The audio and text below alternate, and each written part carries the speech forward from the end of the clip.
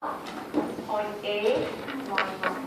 So this is your IS, and this is flatter,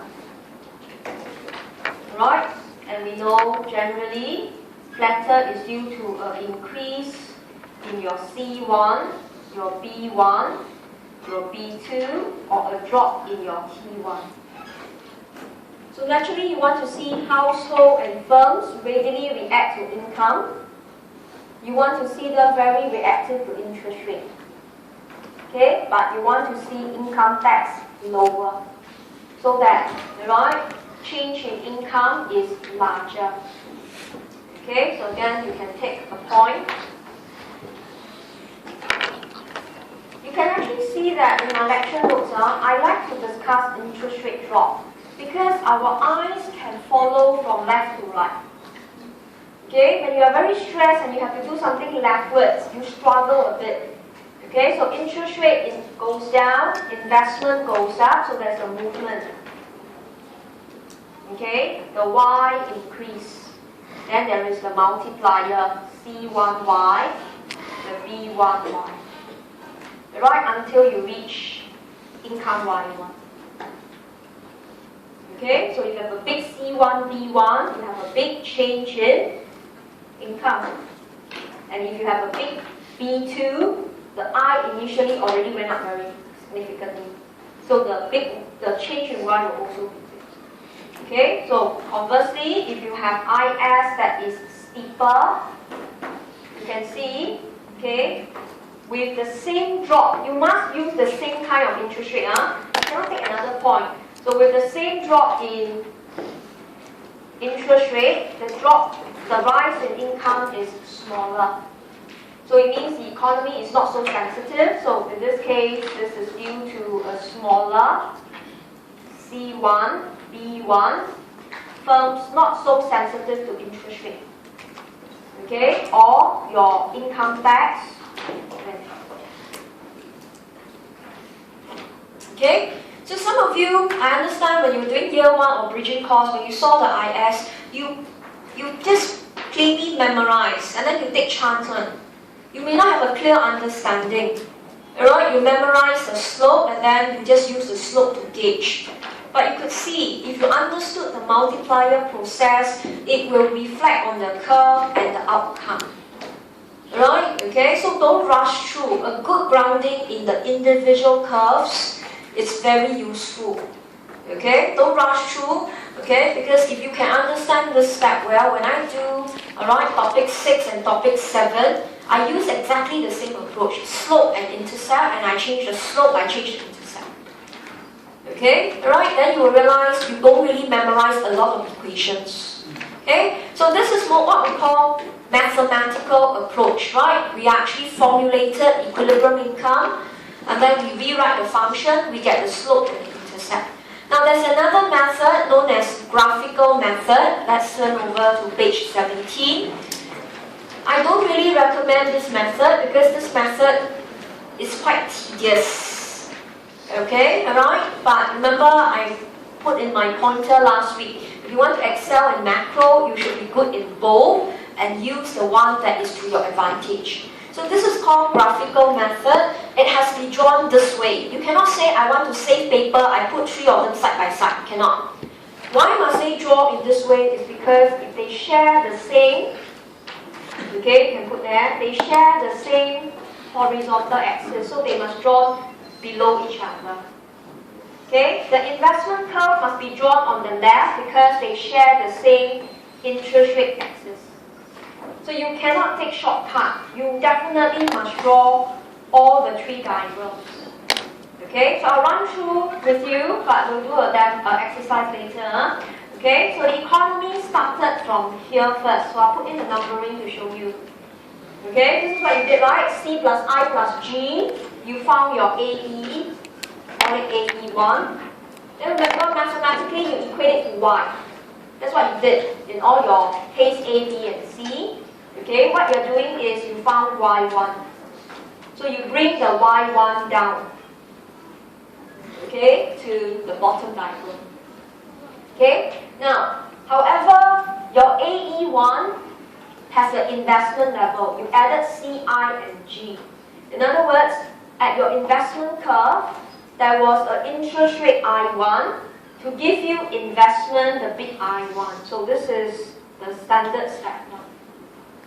Okay, so AE1 is C plus I plus G. The I came from this value, I1, with a given interest rate.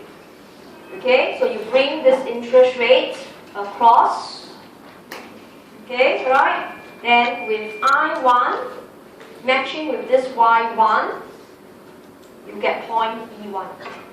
So you are matching vertically down and horizontally across. Right? Then you trigger a change. You let interest rate go up.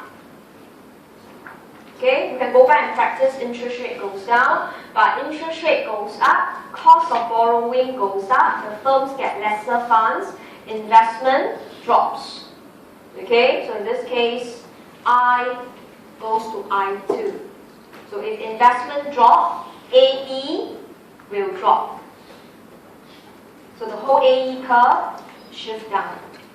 Okay, so as a result, we call this step 3. You get a new equilibrium point. Right? Supply equals to demand. You get your Y2. Bring it all the way down. Okay, and you bring the interest rates across. You get point E2. So it's mapping vertically down, horizontally across. Right? And then your step 5 is here. You join, okay, E1 and E2. So in this case, when you join the two lines, you get your IS curve. So this is graphical approach. Right? Okay? Now, this graphical approach is only useful if you want to discuss slope of investment curve has a direct effect on slope of IS. Okay? So what do I mean? You need a different color. Take a colored pen. At point E1, draw a flatter investment curve. Okay? You have a flatter investment curve. In other words, firms are very sensitive to interest rate. B2 actually goes up. Okay, so at E1, rotate your ruler a little bit to anti-clockwise. So in other words, interest rate goes up. Firms are now more sensitive. Okay, so their cut in investment will be larger. So instead of I2, right, it will now drop to I3. Right, B2 goes up. They are very sensitive to interest rate. The same increase in interest rate, they cut back investment more. That tells you, when you go to the top, your AE cannot be AE2, should actually go further down to AE3. Right, a bigger drop in investment, a bigger drop in AE, which is C plus I plus G. And now the equilibrium point is your E3, which you should expect more to your left, you get your Y3. So you bring the income down. Okay, you extend the interest rates across. Right, so must be interest rate I2, but income Y3. So you get a point E3. So you started with E1, but now you end with E3. So when you join, okay, you also get a flatter IS curve. So graphical method is very useful to show the direct relationship between slope of investment curve, which is B2. It has a direct effect on the slope of IS curve, right, where the slope also contains B2. So it's not a totally useless method. It's more useful if you want to discuss, right, the slope of investment function and slope of IS. Okay, it's not this is very tedious because you have to be very accurate and you have to draw 3 sets of diagrams. Okay, so this is one of the use of the graphical method to derive the IS. So there's nothing wrong if you insist to do this in section A, it's fine. But just make sure you are very clear, alright? And sometimes it gets very messy if you don't do it well. Okay, so now let's look at this exercise, then we'll go for a break. Another use of graphical method, right, is to discuss shift of the curves. Right, so in this case, this is a chance for you to draw. So use the space that I gave you, right? So